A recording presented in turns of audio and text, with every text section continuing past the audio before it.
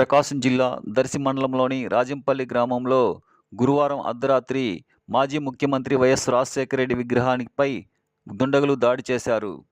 విగ్రహానికి ముందుగా తాడు కట్టి ట్రాక్టర్తో లాగిచ్చే ప్రయత్నంతో అది కుదరకపోవడంతో విగ్రహంపై ఆయిల్ పోసి నిప్పు పెట్టినట్టు గ్రామస్తులు తెలిపారు.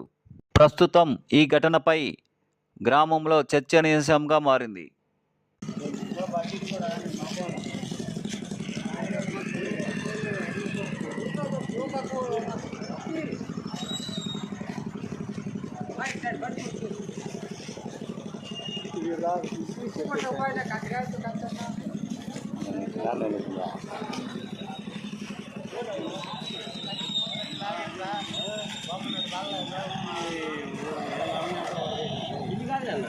సిమెంట్ పెట్టుకొచ్చింది.